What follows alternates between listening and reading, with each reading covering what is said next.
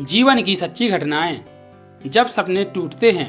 मनोज बचपन से ही राइटर बनना चाहता था, लेकिन उसने ये बात कभी अपने पिताजी को नहीं बताई थी, क्योंकि वो डरता था ये सोचकर कि पिताजी क्या कहेंगे। मनोज ने अपनी 12वीं क्लास पास की तो उसके पिताजी ने कहा, मनोज इंजीनियरिंग की तैयारी कर लो, सबसे अच्छे कॉलेज में एडमिशन लेना है, बहुत मेहनत करनी है तुम्हें। उस दिन मनोज ने सोचा, क्यों ना आज हिम्मत करके सच बोल दूं और पिताजी को अपने सपने के बारे में बता दूं कि मैं राइटर बनना चाहता हूं। मनोज ने हिम्मत दिखाई और पिताजी के पास गया और कहा, पिताजी मैं इंजीनियरिंग नहीं करना चाहता, मैं राइटर बनना चाहता हूं।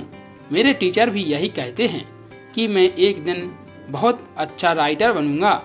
मनोज के पिता गुस्से में, अरे ये क्या बोल रहे हो, तुम्हें पता है राइटर कितना कम कमाते हैं, गुजारा कैसे करोगे।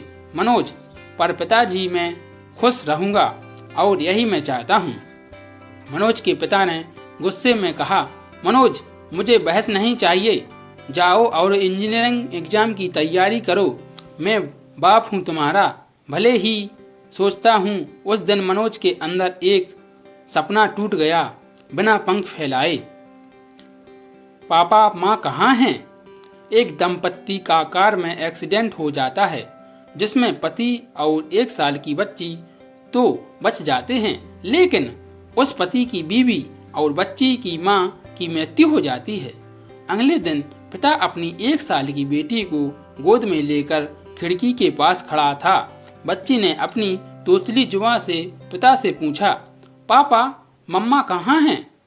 पिता ने रोते हुए आसमान की तरफ इशारा करते हुए कहा, मेरे बेटा वो देख तेरी मम्मा आसमान में हैं, अब वो वहां से तुझे रोज प्यार करेगी। बेटा अब नहीं सुनता। एक NRI बेटा विदेश से 21 सालों बाद घर आया। नौकरी और घर बसाने के चक्कर में वह कभी भारत अपने माँ बाप के पास आ ही ना सका, और जब 21 सालों बाद घर आया तो उसकी माँ बहुत बूढ़ी हो चुकी थी। आते ही उसने अपनी माँ को गले लगाया और करीब 15 मिनट तक भी जी भर कर माँ को विदेश का हाल सुनाता रहा। माँ को एक शब्द ना बोलने दिया। माँ भी अपने बेटे को देखते हुए बस मुस्कुराई जा रही थी। बोली कुछ नहीं। 15 मिनट बाद जब बेटे ने अपनी माँ का हालचाल पूछा तो माँ ने बेटे को प्यार करते हुए कहा, चाहे अब मैं सुन नहीं सकती, लेकिन तसल्ली है कि मैंने से पहले तुझे देख लिया। बेटा का दिल ऐसा भरा कि फिर उसके आंसू ना रुके।